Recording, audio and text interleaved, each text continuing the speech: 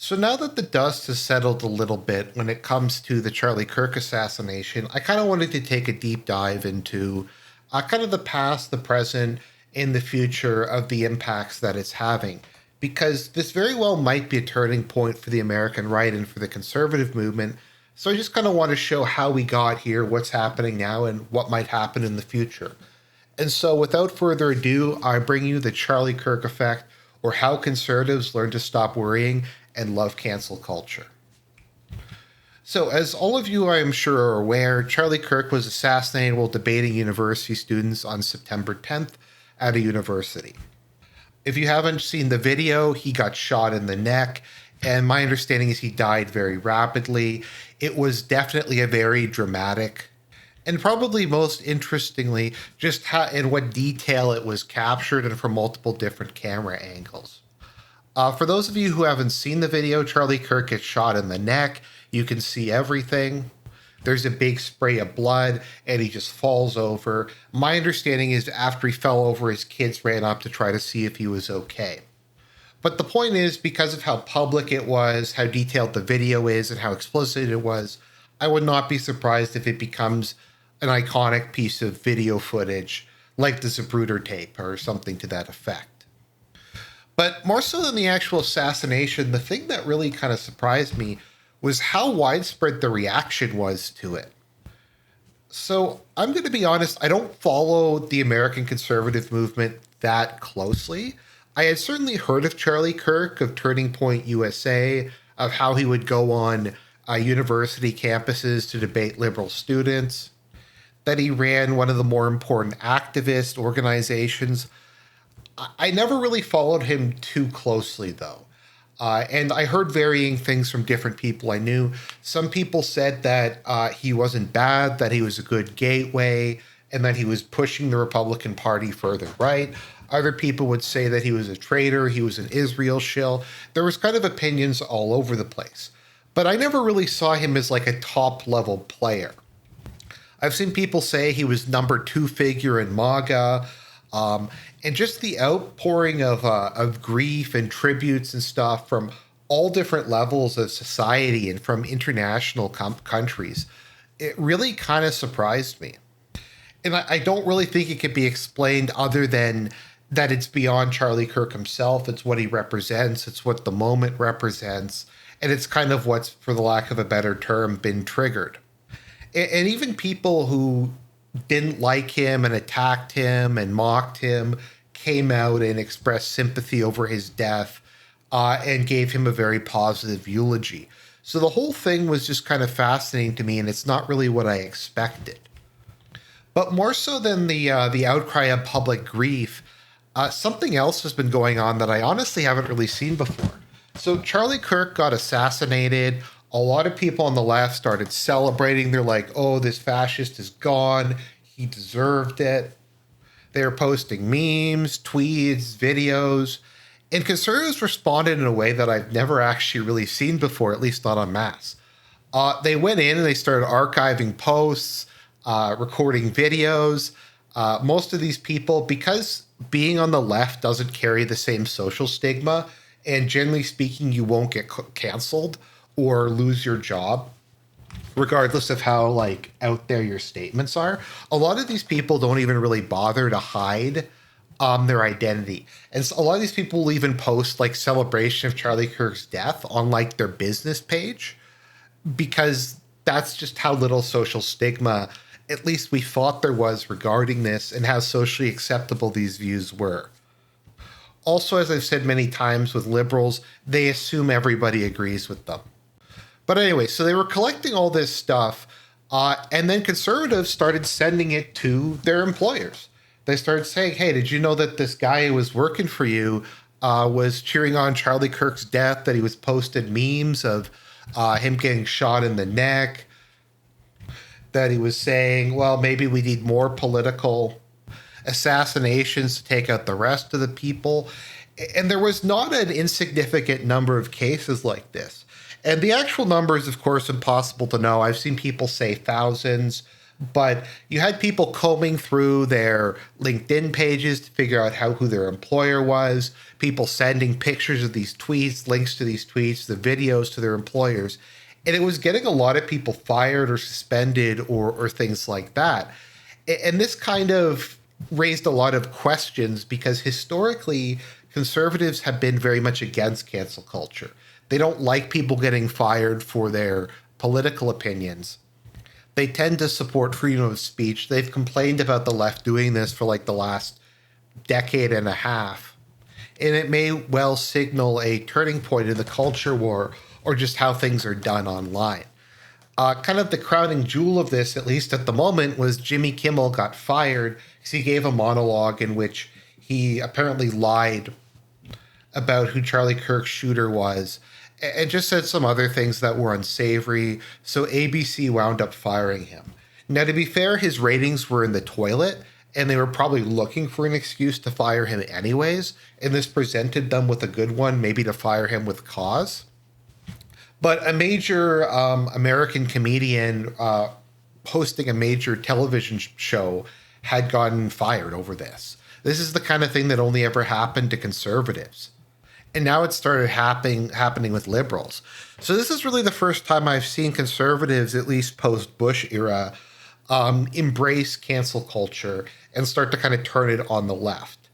Now, how did we get here? How did we get to the point where conservatives have started just adopting what they considered for decades to be very malicious tactics? And beyond that, you just saw all these people on Twitter and stuff saying, you've awoken a sleeping giant. They've started using violent language themselves. They said, we're going to destroy the left. This is the last straw. How did we get here? Okay, so let's just take a step way back and do what I like to do, because I think it's important to note that history, there's something I call the natural disaster view of history, which is the idea that things just happen. There's no prologue, there's no lead up, there's no build up. Things just kind of happen one day, and no one can really talk about it. No one can really explain it. So I kind of want to take a step back and just look at how things have gone on over time. So at the end of the Bush administration, Bush was extremely unpopular. We had the Iraq War, all the clampdowns on civil liberties, and of course, most notably, the financial crisis and the bailout. And you kind of had Occupy Wall Street and Obama on one side, and you had the Tea Party on the other, who were opposed to the bailouts and wanted reform, particularly the end of crony capitalism. Now, as the whole thing went over, and I remember because I was there, Occupy Wall Street eventually compromised on it, and partially because Obama decided to support the banks, they switched over and started supporting the banks and the financial system. Also because a lot of corporations embraced left-wing, particularly on social issues, rhetoric. The Tea Party, however, did not, and they kind of represented a shift towards more kind of a libertarian populist direction, also kind of patriotic, very constitution waving, free speech, absolutism. Ron Paul kind of got a second wind during this time period. And one of the core principles that a lot of them were arguing for is the issue of free speech in the First Amendment has to remain a nonpartisan issue. It's just an American issue. It's not a right versus left issue. And so because we just believe that this is a universal good, we're not going to use this against the left, even when we have a chance to. We're going to stick to our principles on this one. So that continued on for a while, and you had the disaster that was the Romney campaign. And then we kind of swing over to Trump, wherein we switched to more of kind of a national populist outlook. And I feel like a lot of kind of the classic libertarian aspects of it lost a lot of steam. State involvement was not seen as a universal evil again. You had stuff like industrial policy, tariffs. A lot of red states started more aggressively gerrymandering or changing funding laws. There was kind of more of an acceptance that force and government power were something that could be wielded instead of simply rejected. The question really shifted from, is this principled, to does this work? The COVID lockdowns, I think, really accelerated it. particularly how long they went on for. A lot of people said, well, if we're going to get locked in our rooms, what good are the principles at this point in time? And so that brings us to the present day, wherein conservatives are saying, yeah, cancel culture is okay. Let's get these guys fired. Let's go further than that. And so why did this change happen? Like most things, it wasn't sudden. It's just something that built up over a long period of time. So let's just kind of go back and look at what led up to this. What led up to the lead up. Okay, so we're going to start off with the Great Awokening, as my friend Sir Kirk likes to call it. So this took place around Obama's re-election. I can remember this even though I'm Canadian. I feel like in Obama's second term, the social liberalism and just kind of a lot of the, I guess you could say, cultural revolution or social revolution aspects really got turned up to 11. Like, this is when I remember, like, transgenderism became a big thing. Critical race theory became a bigger thing. Race, which had been somewhat dormant during the Bush administration and became an issue during Obama's first term. I feel though during the second term, this is really when you started to get a lot of more aggressive things, pronouns and bios, firing people over misgendering, a lot of just kind of the more wacky out there stuff I feel kind of entered in during the second Obama term. And Obama's second term overlapped with Gamergate. Now, we can laugh about Gamergate as much as we want, but it was, I think, in a lot of ways an important phase of the culture war. Because what it was about, at least in my opinion, was destroying all remaining male safe spaces. Traditionally speaking, things like movies, certain types of movies, video games, comics, stuff like that, were made for men by men. So you could have hot women, you could have power fantasies. You didn't have to bring in forced diversity or any of that stuff. And Gamergate was very much about destroying all of that and forcing political ideology into absolutely everything. I think it also led to a lot of companies putting ideology over profit. So if they had a choice between making a profitable movie that was what people actually wanted to see and an ideological movie that was going to lose money, I feel like post Gamergate, that was really when this changed. And while feminism had already been around and it was re-emerging stronger than ever during the Great Awokening, I feel like this is when it really got, like, once again, vastly accelerated under Gamergate, and we really started to get toxic masculinity and anything males like is bad and just stuff like this. So a lot of people, this is kind of where woke culture really started to take root. It's a world where everything had to be political. Like I said, it's very much like the Cultural Revolution in China, where you have to have constant political campaigns, constant mass mobilization, and constant participation in political rituals. And so during this time period, there's another aspect to this. And I think this is also important when we talk about conservatives kind of escalating it beyond just debating online to going after people in real life. Because a lot of the stuff that the left did during the 2010s did have a lot of real life consequences, and I think did normalize political violence as an acceptable tool. So obviously we had the Trayvon Zimmerman controversy during Obama's second term. There was riots all over the place, violence, liberal judges were letting criminals walk. If anyone was paying attention at that time, neighborhoods would get looted. Oftentimes it was the black people's own neighborhoods that were looted, but they were just destroying and burning stuff. In a lot of cases, Democrats were just openly expressing support for it or saying, I understand it, we can't be harsh on them.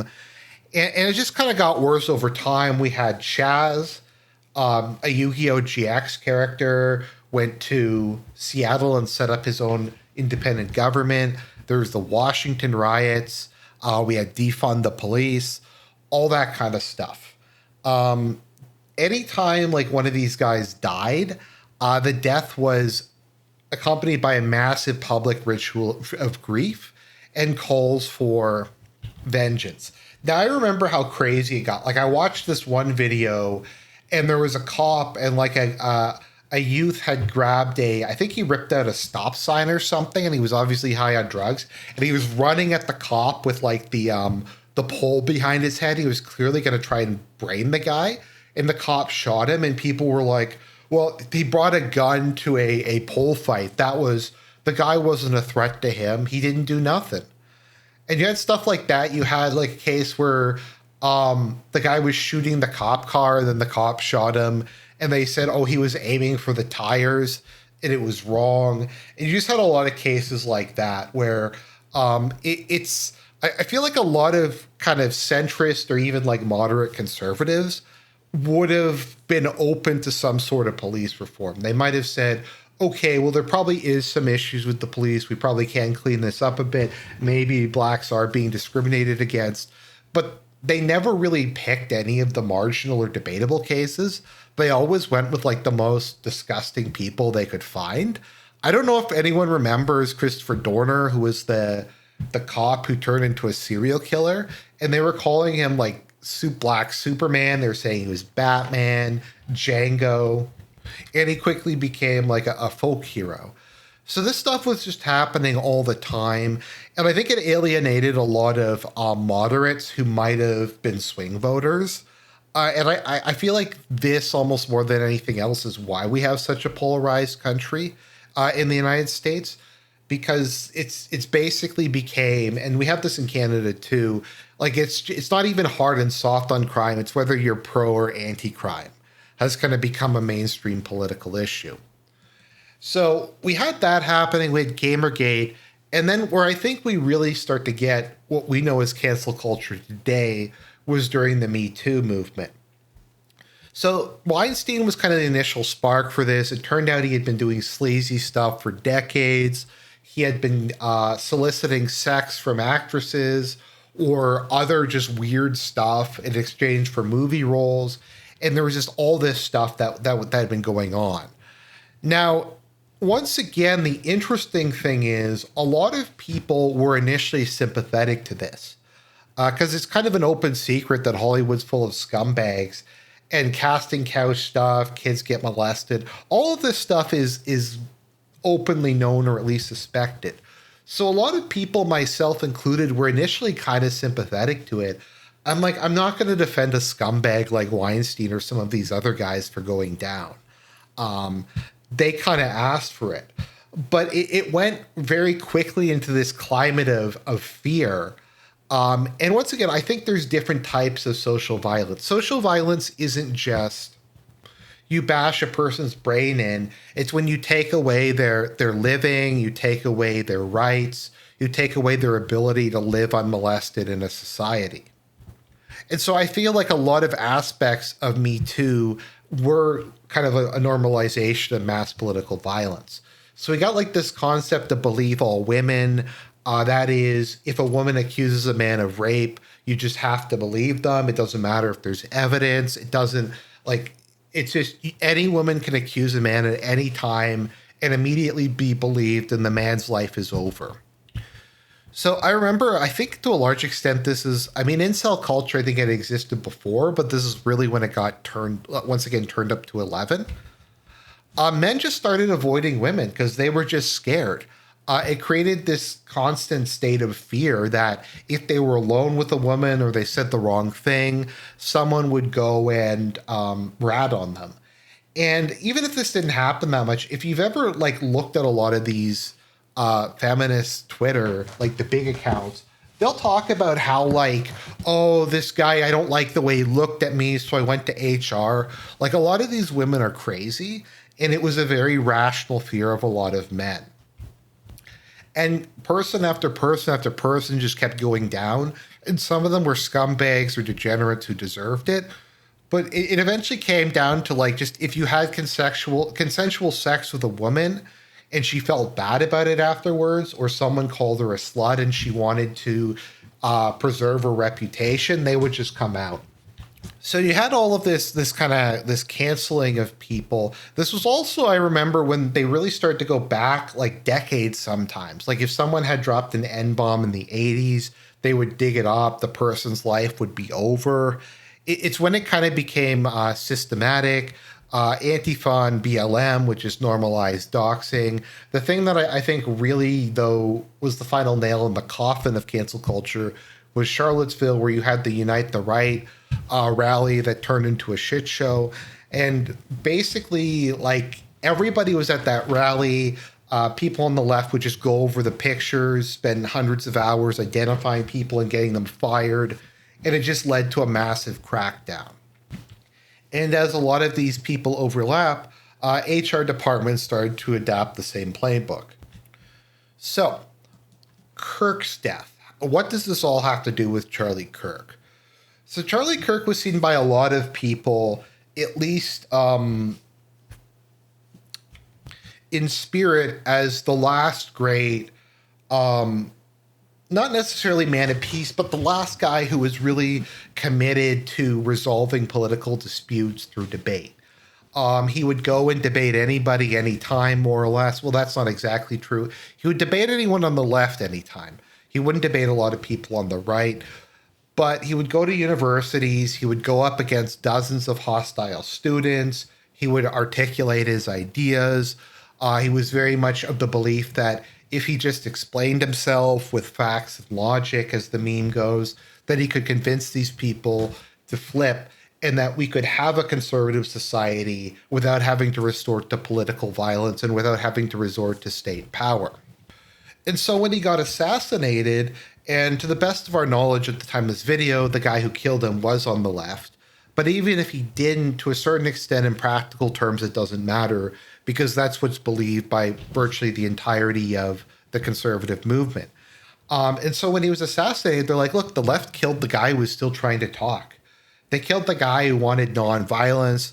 And it's just, to them, it's like, okay, well, then you reject it. We tried to be reasonable. We tried to resolve these things peacefully. And you just said no. And so screw you. That was the last chance for peace. That was the last chance to try to be civil to each other. And then there was also just the celebration afterwards. You saw this to a certain extent when Trump almost got assassinated, and it was just, to a certain extent, it was just rubbing the faces in it. And this had happened with any of the people who had gotten fired previously or the people who got framed. It was just like, haha, we assassinated your guy, and there's nothing you can do about it. And you're just going to have to sit in the corner and cry and just take it like a bitch. And people did not like this. People got rather angry about it. And so conservatives just kind of snapped. They're like, fine, okay, we're going to do what you do. We're going to do screenshots, doxing, firing. We're going to just start canceling these people. And it's just kind of grown and grown and grown. And the metaphor I like to use is you have two guys who regularly get into fist fights. And one day the other guy brings a knife and keeps stabbing the guy who's still using his hands. And after like a dozen fights or something, the other guy brings a knife too. And the guy who initially brought the knife says it's unfair and says this fight is not balanced anymore. And so that was the initial phase. The current phase, which I admit I just love it for no other reason than how funny it is the firing of Jimmy Kimmel. He was fired partially for his comments about Kirk, partially because his ratings sucked. But he was let go from ABC, which is owned by Disney. And the left just came out en masse in favor of free speech. And as they quickly discovered, as we all knew, most of the people who complained about Jimmy Kimmel getting fired had supported previous deplatformings. They laughed when Trump got banned for Twitter, when Roseanne Barr got fired, whenever anyone got removed from a position, kicked off of social media. They had celebrated it and cheered it on, including Jimmy Kimmel, by the way. People got fired, remember, for All Lives Matter. That was enough to get you fired. Police Lives Matter was enough to get you fired. And these people were going, no, well, we believe in free speech absolutism. We've always supported it. They tried to gaslight conservatives on this one. It's like, I thought you guys supported free speech. Why are you doing this? Why are you being uncivil? We have to cool down the rhetoric. And I think the most bizarre thing, and this is not en masse, but I've seen some people say it, is Some of them are calling for Disney to get boycotted. They're like, Disney and ABC are this reactionary far-right company that fired Jimmy Kimmel. We need to boycott them. And there's been this stuff like how the FCC tried to get him removed or something. To me, it doesn't really matter if the government was involved or not. During the Obama administration, all kinds of people got fired because the government put pressure on them, or the ADL or the SPLC threatened legal action, or otherwise used coercive force or political violence to get what they wanted. So, like, who even really cares? And so basically they dug up all the old posts of when these people had celebrated someone else's getting fired, and all the quotes, like the cliches. Freedom of speech doesn't mean freedom from consequences. It only applies to government.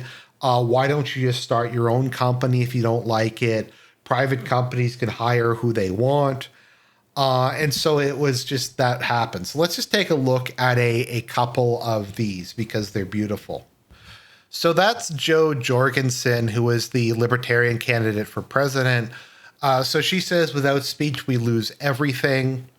Echo chambers kill liberty. America grew strong because it welcomed debate, not because it suppressed it. Free speech is messy. Without it, freedom dies. And then someone pointed out that she had praised the company for firing an employee who posted All Lives Matter on a private Facebook page. We have Kamala Harris, who praised Donald Trump getting banned from Twitter. We have Moskowitz, who complained about free speech, and then he had published a book, The Case Against Free Speech. We have David Pacman, whoever he was, who liked about how, actually it was ABC, ironically enough, that Roseanne Barr got fired, but is angry about ABC firing Kimmel is funny. We also have some posts from Kimmel. We have when he celebrated Tucker getting removed from Fox with Goodbye Mother Tucker, and there was also a monologue about it. He made fun of Trump getting banned off of Twitter, and he praised ABC for firing Roseanne because she tweeted something that he didn't like. So once again, it's very much crocodile tears. And so the question is this the new normal? Are conservatives going to go, look, we're actually making people afraid of us. We're actually getting some respect. Maybe we shouldn't stop here. Maybe this should just be the new norm. If the left is going to do this on everything, let's do it. If we find that they post something like all the crazy stuff they do about wanting to kill all white people or whatever, then let's just go to their bosses and get them fired. And let's start harassment campaigns and stuff like that. And turnabout is fair play. Maybe they'll even get into lawfare at some point. And the left is complaining about this, but it's like, you guys normalized political violence. You're the guys who said nothing was off the table, that people's personal lives could be broken into and ruined over what their political views were. And like, you wanted a low trust society where everybody snitched on each other. And I'm seeing people complain about this. The conservatives are turning society into a place where everyone's a rat. I'm like, well, that's what you guys wanted, wasn't it? Everyone has to be an ally. Silence is violence. All these other cliches. But now it's bad. So we'll see where conservatives go with it. Will this burn out and it'll just kind of be a one-off? Or will this become a regular tool in the toolkit? And what will this mean going forward? We're seeing Trump start to talk about doing things at a federal level. Will it just lead into a new era of general censorship like we had during the Bush era? Will this eventually lead to some sort of détente? I'm not really sure, but at the moment it looks like the Charlie Kirk assassination may have had a profound impact on American political culture. It is the result of a decade and a half of madness and conservatives finally saying, look, we've had enough. So that's the video. When we find out a little bit more like where this whole thing is going, I'll do another update. But I hope people enjoyed the video. I hope you learned something. God bless everybody, and I'll talk to you again real soon.